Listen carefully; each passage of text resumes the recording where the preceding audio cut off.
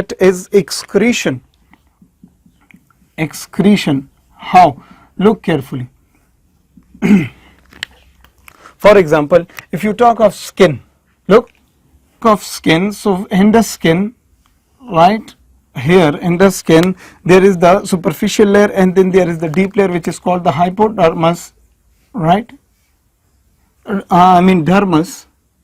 The superficial layer is epidermis, then there is dermis, and in the dermis, you know, you have what? You have sweat glands, and what is here? The sweat gland walls are made up of epithelial cells, and what do? They take the extra and hot molecules and excrete them outside, and we sweat. What did we do? We sweat. So this is called excretion. Then what happens in the nephron? You know, in the nephron you have glomerulus, you have first convoluted part, then you have loop of Henle, and then you have second convoluted part. And what is this? This is the collecting duct, right? So the walls of all these tubes are made up of what? All of them are made up of epithelial cells. So these epithelial cells, what do? They perform the function of excretion. They excrete extra metabolites from the body in the form of urine, right? So they help in excretion. Okay, so what did we learn up to now? Up to now we have learned about 8 functions. So this is the 7th and this is the 8th function of the epithelial tissues in our body. Yeah, they are very important for our body. They are performing different functions. Then they are also performing cleansing function. Cleansing function means they clean different areas of our body. For example, in our respiratory tract, right? In our respiratory tract, you know, we have ciliated columnar epithelial cells. What do we have? We have, I'm giving just example, and I will, for example, I will make only 2 or 3 cells, right? And on the surface of these cells, what are present? There are cilia present, and these cilia, what do these cilia do? These cilia are always in the state of motion. They are moving, and whenever any dust particle or any substances came to our respiratory tract, they are trapped by these cilia, and you know, these cilia are always moving in an upward manner. So these dust particles or these anything or pathogen or anything, they are taken back, right? So you know, these cilia are moving in this fashion, right? And they will remove those dust particles or any pathogen or any substance which come to respiratory tract. So they are cleaning the respiratory tract every time. Whenever you are sleeping, you are walking, you are running, you are doing anything, so your respiratory tract is always being cleaned by these epithelial cells, right? The next important function that these epithelial tissues perform is that the reabsorptive function. Reabsorption. How? Whenever our blood is filtered in the nephron, let's make a nephron here. This is a nephron, this is glomerulus, proximal convoluted part, right? Loop of Henle, distal convoluted part, and collecting duct. So we should remember all these like this, right? So we know the walls of all, this is a tube, and the wall of this tube is always made up of, yes, epithelial cells. So what does these epithelial cells do here? They do secretions, they do reabsorption and absorptions, right? So all over this tube is made up of epithelial cells. Now look carefully. This is the afferent arteriole, right, and came, and this is efferent arteriole.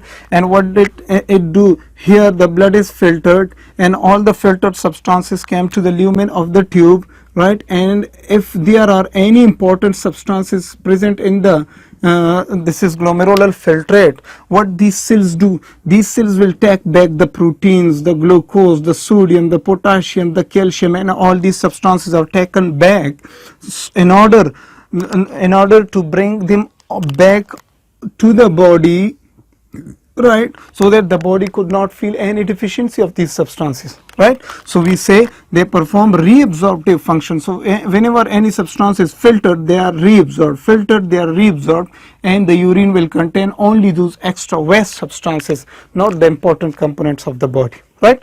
So the 10th function, what is the 11th function that these cells perform, and the very important function, that is the transport. So certain epithelial cells help in transport of substances from one place to another place, right? Then this is very easy, that's why I'm not giving any example. The next important function of this epithelial tissue is they help in sensation of hearing. Sensation of hearing, very, very important. You know, in the previous lecture I had told you that in our ear there are epithelial cells which contain stereocilia. Let me make a diagram here. For example, I have taken a very small part of the ear. For example, I have taken the small part of the ear, which is, you know, there is the external ear, then there is ear canal, then there is middle ear, and then there is trochlear system and semicircular canals, right? All of them, so we are not discussing them. I have taken a very small part of this area and I have enlarged it here, and we know that here are epithelial cells, right?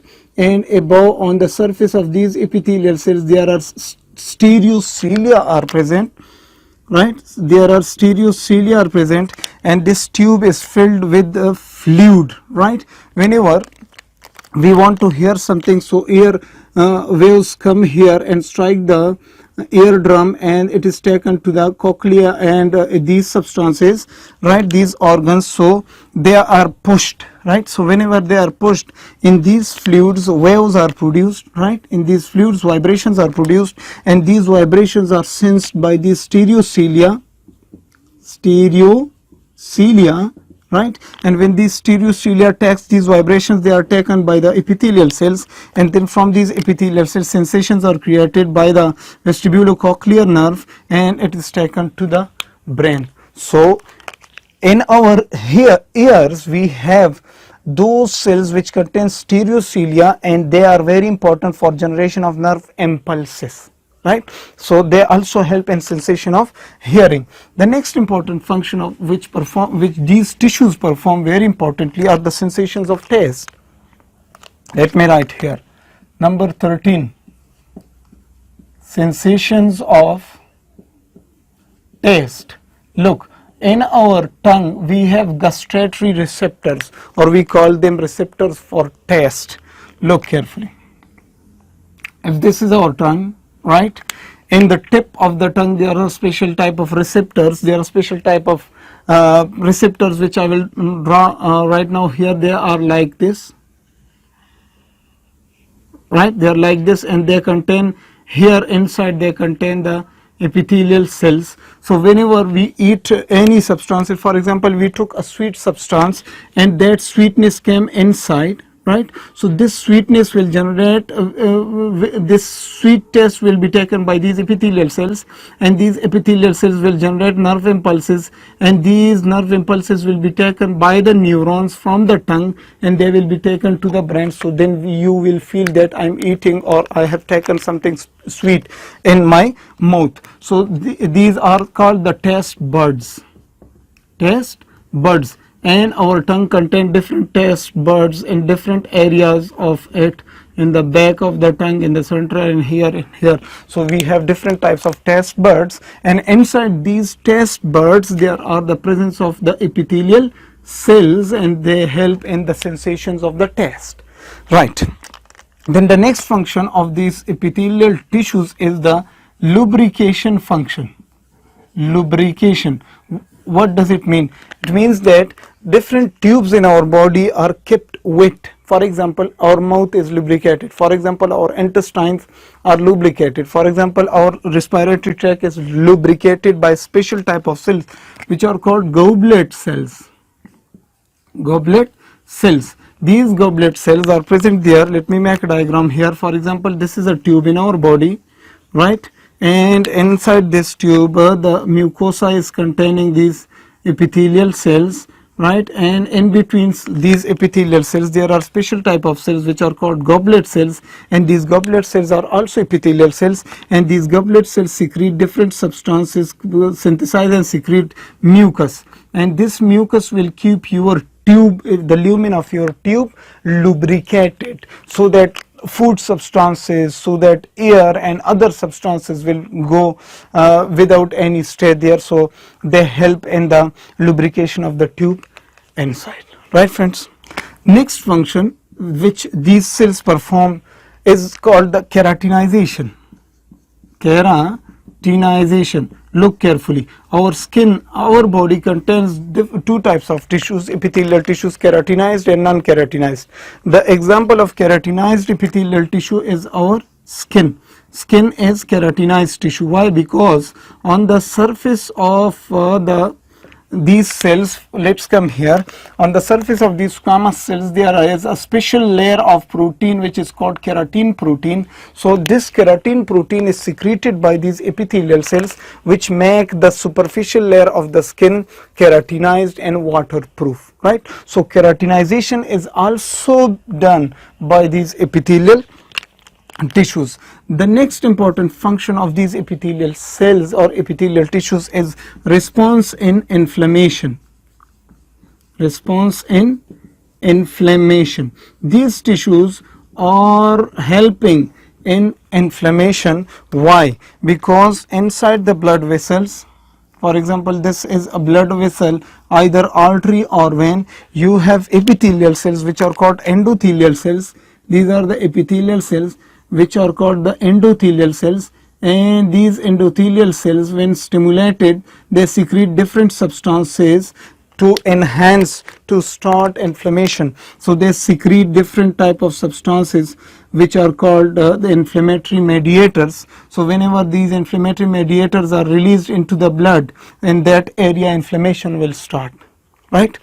Next important function which we should not forget, that is these epithelial tissues, the last function which I am telling you, very important, these epithelial tissues prevent blood clotting. They prevent blood clotting. How? Look carefully. In our blood vessels, right, for example, this is a blood vessel, right, and in these blood vessels, you know, there are endothelial cells, right, these are the endothelial cells, and these endothelial cells secrete different substances into the lumen, and those chemical substances do not allow the platelets to aggregate and come close to these cells and clot the blood, right? So they prevent blood clotting. How? Those substances are called prostacyclines, PGI2, those substances are called nitric oxide, those substances are called ADP, dephosphatase enzymes, right? So these substances are secreted by these epithelial cells, so that these substances do not allow the platelets to come close to these endothelial cells and start making blood clots. So these epithelial tissues also help to prevent the blood clotting, right friends? These were some functions, 17 functions which I told you about the epithelial tissue. So I hope you enjoyed the lecture, and I hope you have learned something from the lecture, my dear friends. Inshallah, this was the end of the lecture regarding the epithelial tissues. In the next lectures, we will discuss about the nervous or any other tissue of the body. So see you guys in that. Till then, Allah Hafiz.